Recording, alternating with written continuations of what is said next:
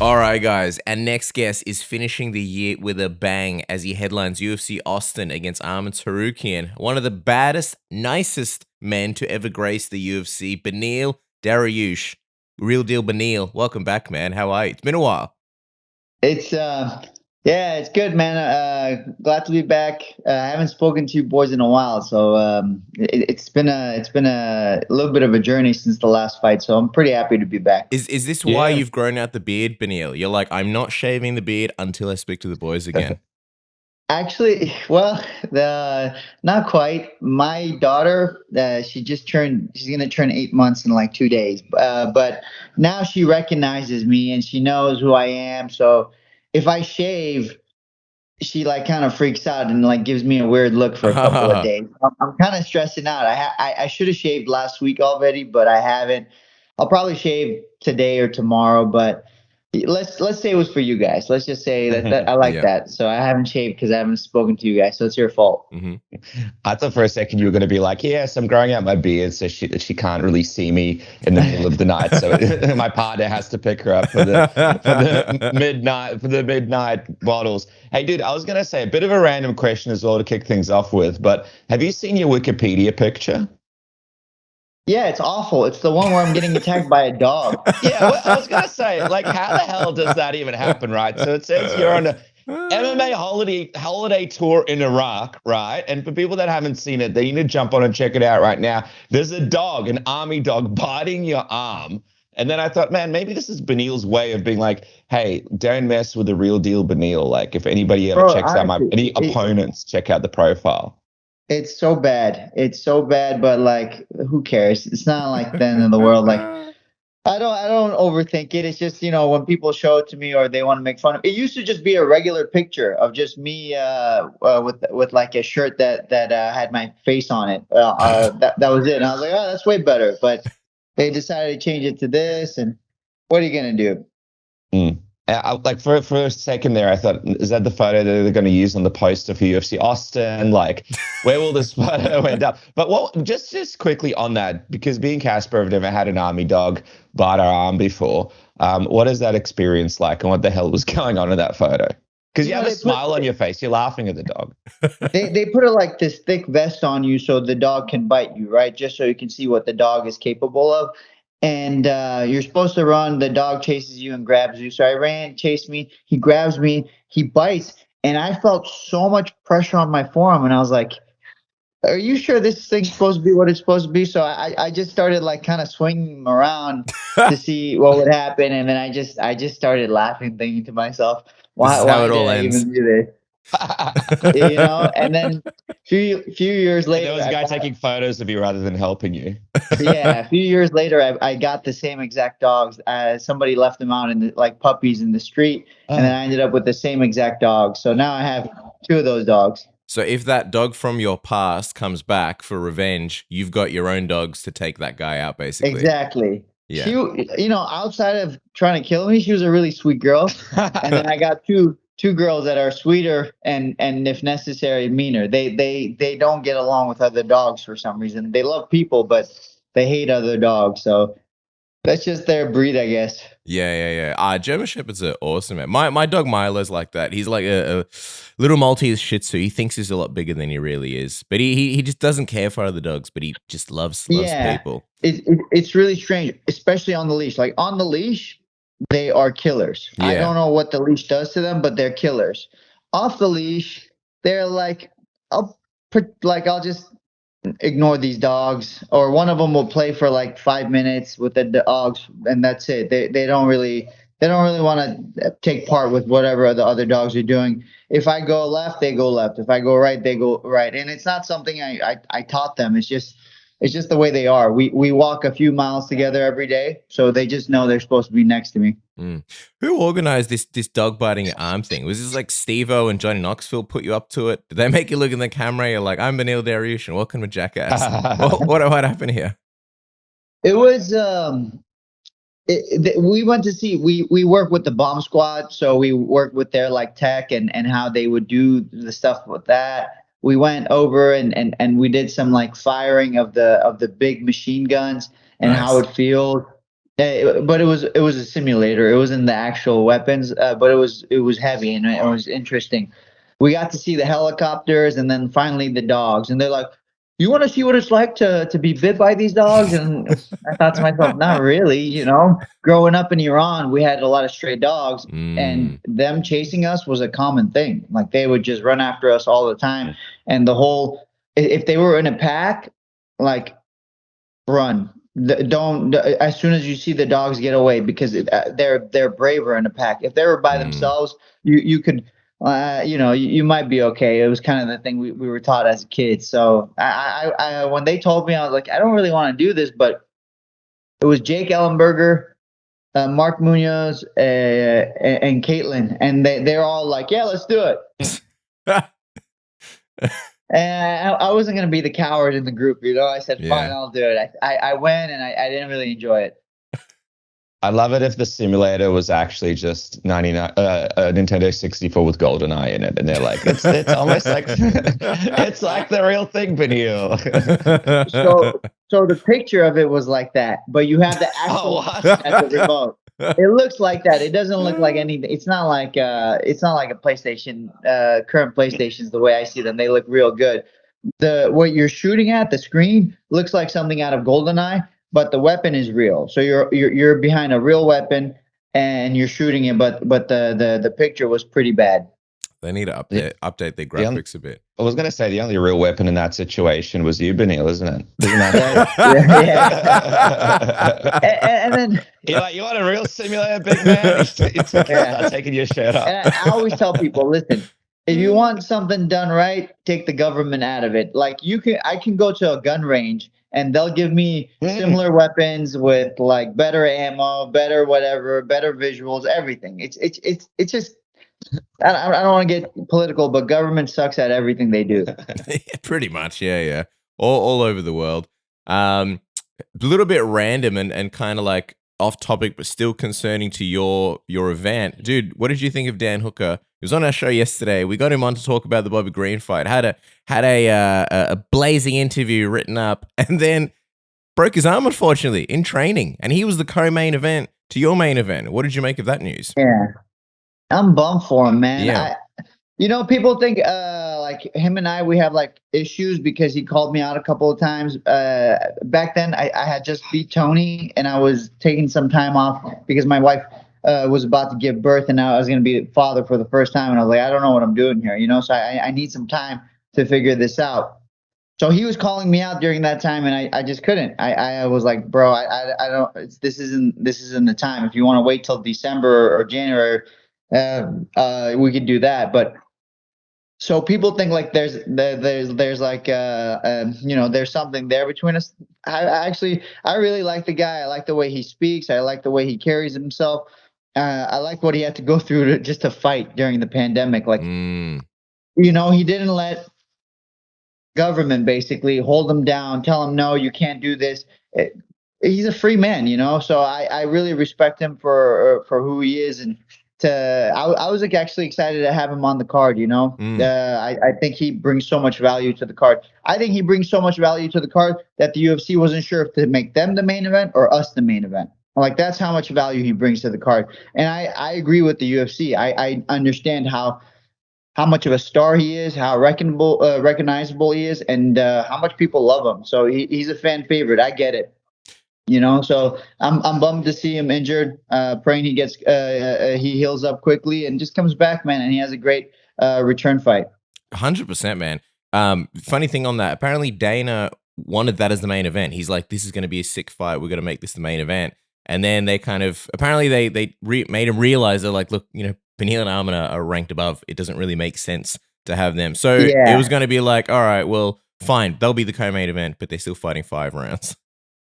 Yeah, and that just tells you, what the guy's value is in Bobby Green. They're both valued very high by the company. So again, bum for him, but he'll be back. He'll be fine. I gotta see you guys in a very similar light. You're both, badasses that love to be in there, that love the sport of mixed martial arts. You've kind of captured the fans' hearts. Like Beneil Dariush is fighting, Dan Hooker's fighting. Like no one's gonna miss that. I do wonder though, like, Who do you think? Do you think someone can step in against Bobby Green at this short of a notice? Anyone that you think might work? I think, I saw some people like Jared Gordon volunteer. Mhm. I saw Terrence McKinney. There was Rafael Dos Anjos. Rafa is a stud, man. So and Rafa lives in Austin. I think that's a really good option for that fight. He just asked for 165 or 170. Those are all good options. To be honest with you, the biggest name I think is Rafa. Out of the three I mentioned, if I'm not sure if there's anybody else, but I think if you put Rafa there, it's a great fight. That makes a lot of sense. But it makes sense to have McKinney and Gordon because they're lightweights, right? So there are options. I'm sure the UFC is looking. I do hope they put someone there and they don't just take them out and put them on the shelf, right? So we'll see what happens. Bobby Green's been on fire lately. I want to see him get paid as well. And if Hafa can step up and then even bring the mustache, dude, that's a firecracker of a fight. Yeah, yeah, I like the mustache too. It's funny. Yeah, it looks hilarious, but good on him. Good mythical fighter. Also, it's funny for me because you guys mentioned the mustache because I mentioned it to him a couple of times too. That you brought it up, and I just thought to myself, oh yeah, I've been loving the mustache because back in Iran when I was young, everybody had a mustache. So when I see him, it reminds me of like my youth and how every adult had a mustache. Yeah, 100%. All right, so looking at you, man, Arman, obviously the next challenge.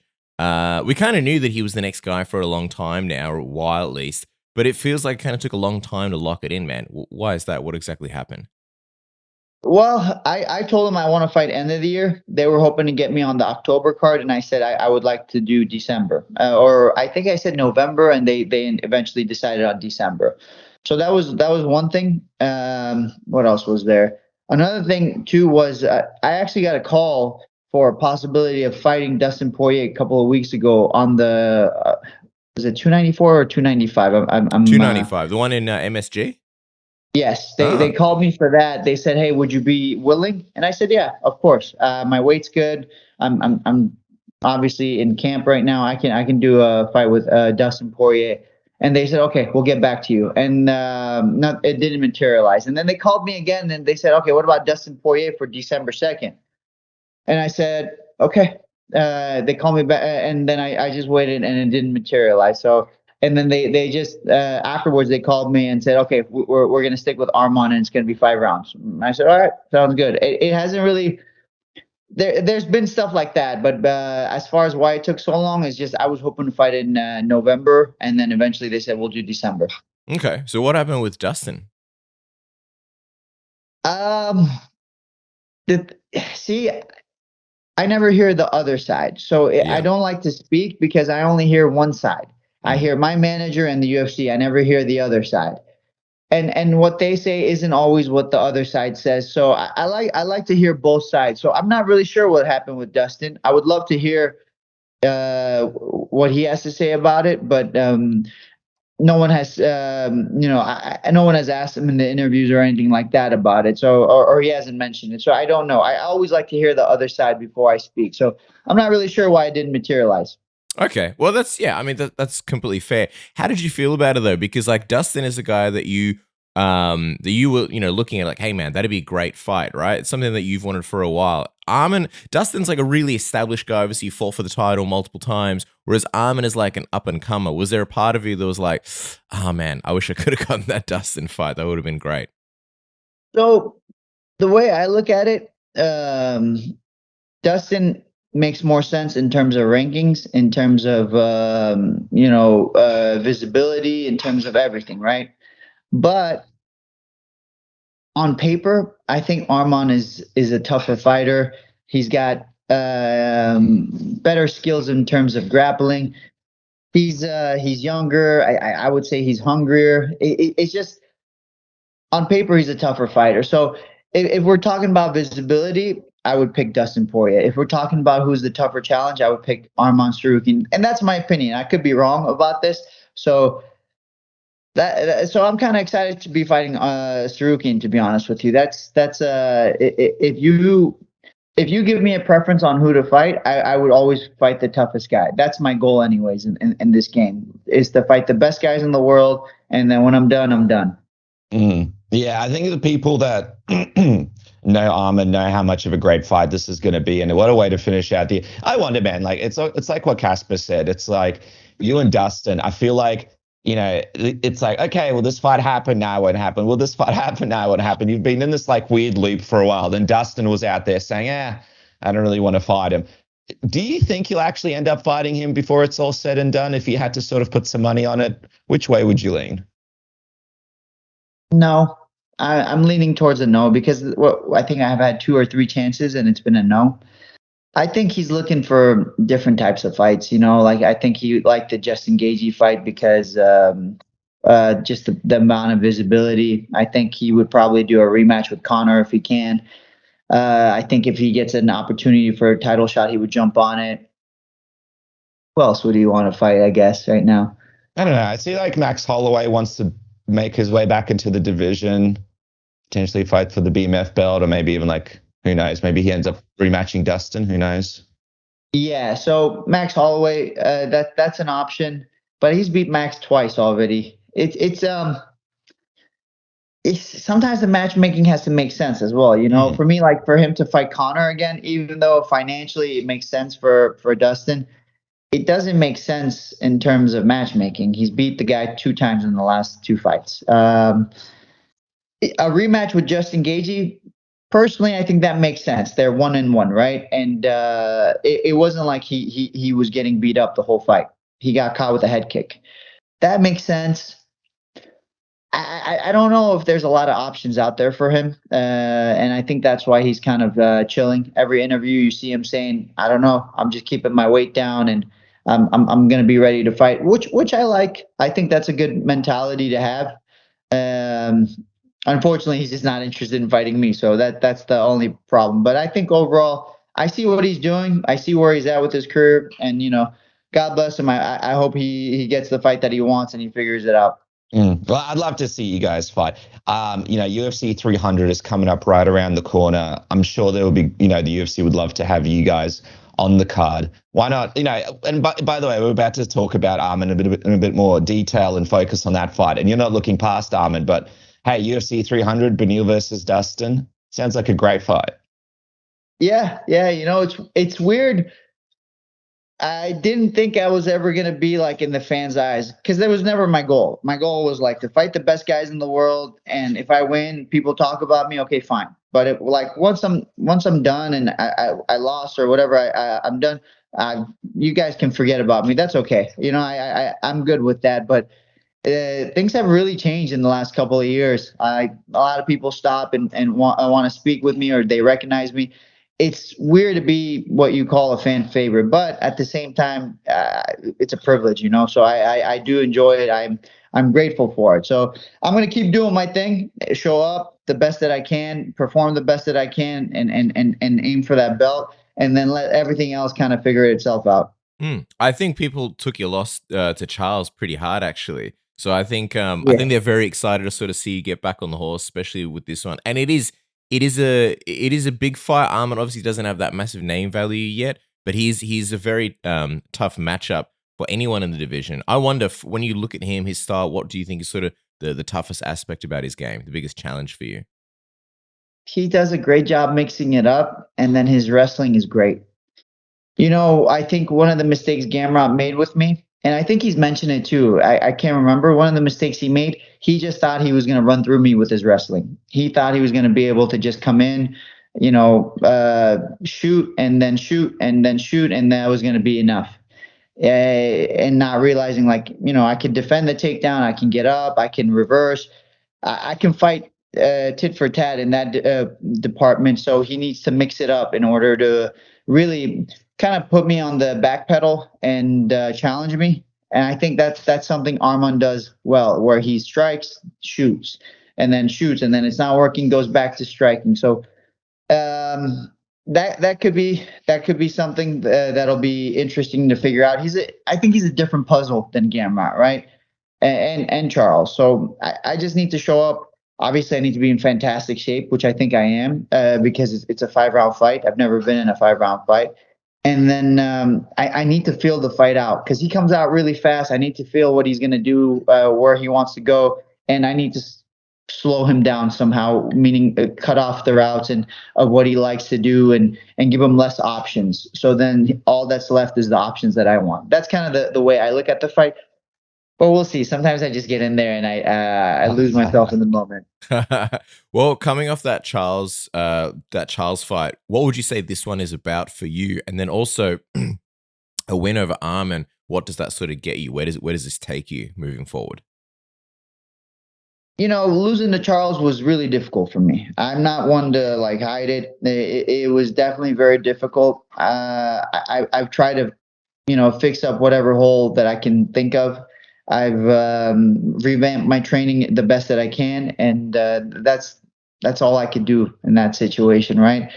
And then come back and fight and Lord willing be victorious. I think fighting Arman in a lot of ways doesn't really do much for me, to be honest with you, because for example, if I win ranking wise, it doesn't really put me ahead, right? If I lose, it definitely pulls me back more. But at the same time, my goal was never rankings. My goal was always to fight the best guys in the world, and I believe he's one of the best guys in the world. So it's that's really it. I don't think the fight does much for me in terms of the visibility and exposure and limelight, but and in rankings. But for me personally, for my career, for what I want from it's perfect. He's an amazing fighter, and to be able to step into that octagon and do what I do is going to be great. Mm. But you talk about limelight, like congratulations, man. Like you're headlining this UFC card. Your name is in the title of the event. You're on the big poster, long overdue. And, congratulations to you for achieving that. That's not something that many fighters get to achieve. I know that like Arman, maybe isn't as well known by fans for how good he is, and he's still growing. And maybe a Dustin Poirier fight would be better known across, the people that don't really watch MMA that much. But it must feel pretty good to be basically, up the top of that card, the guy that, is the main guy of that card that everybody's going to be looking at and talking about, and just seeing that name pop up in the TV guides. Must be pretty cool feeling for your family, right? Seeing the poster put up at the bars and the pubs and, all the places around your town. Must be pretty awesome. It's, for me personally, it's an honor. It's a privilege. I was really stoked about it, and I even called the UFC and told them, listen, this is a privilege for me. I know I've been with the company 10 years, but like I didn't come here to be main event. I was a dumb kid who liked fighting, and nothing's really changed in terms of the love for fighting. Maybe I'm not a kid anymore. I'm a little bit older and hopefully wiser, but I still love fighting, and main events were never the goal. But to have this, it's a privilege. So I'm stoked on it, man, to be able to fight. And then, every single person I've spoken to is like, this card is so good. We're so excited about this card.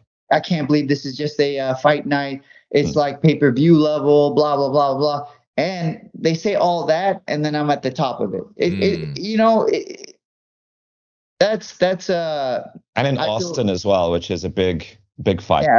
Yeah, I love Texas too. I go to Texas quite often. I have friends over at the Patriot Academy. They're buddies of mine I like to visit. There's a lot in Austin that I like to do. So it's awesome. I'm very grateful for this. So that's one thing I have to say. To have this position, it's great. Super bummed again about Dan Hooker, because I really think they were such a great addition to this. I think main and co-main, it could have alternated. That's how big that fight was too. I know. I was so looking forward to that fight. I think we all were. It's good to see that you're finally getting a flowers though. And then with that fight, obviously, something to soften the blow a little bit and maybe even help you get blown is our good friends at Manscaped delivering the next generation of lawnmower, the 5.0 Ultra, baby. Look at this beast right here.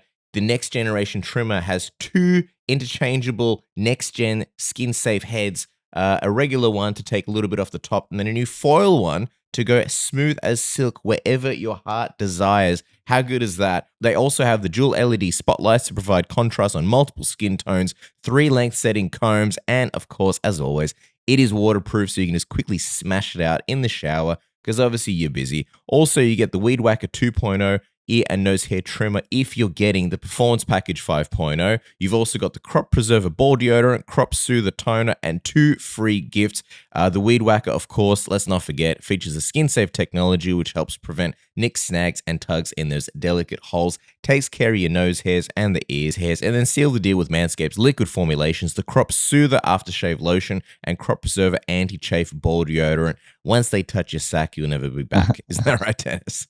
Listen, man, the perfect Christmas present does exist. Go to Manscaped right now. Use the code word submission. Help out this program. Get 20% off and get free shipping now. Yeah, and then, of course, our good friends at Fans are helping you find a local venue to watch fights for free. You know, maybe you're sick of hosting at your house. Maybe you're sick of paying pay-per-view prices. Maybe you're like, you know what? I'll go to the pub or venue, support my local pub, grab a couple of pints, maybe get a meal, and then best of all, there's no cleanup. You just drive or catch an Uber and move on with your day. Fans, but where are you going to go? Where's the best pubs? How many screens do they have? Do they show commentary? Do they have the prelims or not? You need to know these things. So with Fanzo, it's a nice, cheeky, free app. You go on, it shows all the venues in your local area. You pick whichever one you want, and it gives you all the stats, all the details. With one touch of a button, you can add the location to your map. You can call them. You can make a booking. You can do whatever you want. Fans are your best friend for any sports and finding venues. Isn't that right, Dennis? That's right, man. It's expensive being a fight fan. It could be $80 an event. Why not go to a place, buy a nice meal, have a few drinks, and still have some change in your pocket? Fanzo is the ultimate fan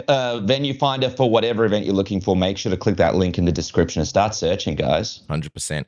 Beneil, just going back to you, man, and appreciate your time. We'll let you go in a second. But I wanted to ask you, you mentioned that you changed up a few things in training. I'm wondering what they actually were. And then also with the Charles fight, you were kind enough to come on our show immediately after that loss. And, you know, you spoke about how you had an off night. And I wonder, like, how you kind of managed that. And that's a really difficult thing to kind of pinpoint and change moving into your next fight. So how have you sort of managed that? And are there any new wrinkles or ways that you look at that fight now that it's been a few months? Yeah, so one of the things I did, you know, I don't do my own nutrition. I mean, I was doing my own nutrition, and I love to eat out, to be honest with you. It's easy, right? But so what's your go-to eat out? What's your go-to eat out thing that you love to go eat? Like poke is very high on the list, but also Mediterranean food. We got a really good Mediterranean spots near us, and like, I thought you were going to say like McDonald's or something. So I was like, no, I'm always eating poke balls. It's like, I look at that. I'm like, dude, how would I ever eat? Like, to me, that's like the pinnacle of health. So well, I will say this, burgers, I could eat burger every day. You bring to me I don't eat the French fries, but like if you bring to me a burger every day and you say this is going to be your meal for lunch and dinner, I'm good. I won't complain. Yeah. Like that's how much I enjoy burgers. And I actually really like steak as well. Like those are my things. But we love to eat out, and the quality of the food drops depending on the oils they use and how it's prepared. So, you know, that's one thing I changed was, and then so I started working with a guy named Sam Calavita, Coach Cal, over at the training lab, and he's a math guy, right? So he really dials things in, and it's been really good. I've kept the same conditioning coach. I've kept all my coaches the same. The only thing I started working with him, and he just looked at me and said, "Bro, you cannot eat out that much. You got to be a little bit more calculated." So he's been really on me on that, and then he's been making me run a lot. Like I've been running a ton. I think I got over 100 miles for this camp for sure. Yeah, wow. Easily. Wow. Closer to 200 actually at this point, I think. So those are some things that have changed, I would say. Yeah, the body's okay though. We have to ask this every two. Okay, good. Yeah. You lie to us. You're always lying. You're always lying to us. Take your shirt off, Beneil. Prove it. I just can't believe I've been able to run that much. You know what? 100 miles. God. You know, it's like Who's your You trainer? run. David Goggins? Does it help? No, I don't do it all. I'm talking about like, you run 5 miles every day, Yeah. 4 days of the week, right? Or something like that. But I hate it. I hate running. So to be able to Same. run this much, it's been actually really cool to see that mine can pull this stuff off. And then I always thought if I run so much, it's gonna hinder me. I'm gonna be slower in training. I'm gonna be so broken. But the way he does everything, he dials everything in. It's actually been really really good because all the running I've been doing, my body's built to a point where it's almost the runs are kind of like a warm up into my other practice. And I can't believe that because I remember I used to go running and I'd be like, I hate my life. I'm going home and I'm going to sleep. Now I can go and run and then be like, all right, time. Okay, warmed up now. Let's go to the next thing. And running was never like that for me. So I will say that's been a big change. The nutrition, the running. I really enjoyed it. Yeah, running's like the best thing you can do for everything. Hey, I was going to say as well, great timing with this card. You got the big Christmas around the corner afterwards. You got the 2 daughters, and I know you'll probably have some fun stuff planned. The best thing as well, you can enjoy as many poke bowls with hamburgers as you'd like because you don't have to get ready for another fight. So as we wrap up, before you go over to Austin, got to ask, man, how are you feeling about this one prediction-wise? Do you think it goes well into those rounds? Are you seeing it sort of in your mind finish pretty quickly? I'm kill or be killed kind of guy. So I'm not trying to go to a decision. I always try to kill. And, that's my goal. I'm not going to try to go for a decision. My goal is to finish this guy. I don't know if he's ever been finished, but that's going to be my goal. Awesome, dude. Well, can't wait. Everybody make sure to follow Real Deal Beneil at Beneil Dariush as he takes on Arman Tsarukyan next weekend at UFC Austin. That's going to be Saturday in the US and Canada and Sunday here in Australia and New Zealand. Thank you again for your time, Beneil. Always love chatting with you, man. Lots of love and best of luck and have fun out there in Austin, man. I appreciate it, boys. We got to do this one day, face to face. As much as I enjoy the phone interviews or the screen interviews, I would like to do this face to face. So if you guys are ever in California, come over. I'll do a barbecue. I'm getting pretty good at it. Yes. Yeah. Dude, I thought you were going to say like we'll smash some poke bowls or something like that, but barbecue, maybe some steaks on the grill. Could you do that for us, Beneil? Steaks are easy. Steaks take depending how you like your steak, between 5 to 10 minutes. I'm talking like real barbecue. I can smoke brisket, tri-tip. Oh my God. Like I do it all, And one of the reasons why I learned how to do that is because I want to be the favorite for my kids. Yeah. Easy to have your kids love you is through their stomach. So that's my thing. I always try to cook something good, and I've got pretty decent at it. Recently, I learned how to do picanha. I do lamb chops. I think lamb chops are probably my best. So whatever you guys want. If you want a steak, we can do a steak. But you guys pick. Jesus, we're already sold. You won't get us out of your house, man. It's going to be a week afterwards. They're like, Beneil, another brisket, please. But yeah, we'd love that, man. Absolutely, 100%, man. We got to do it in the future. And yeah, man. Yeah. Best of luck next weekend, man. Appreciate it, boys. Take care. Thanks, Beneil. Bye.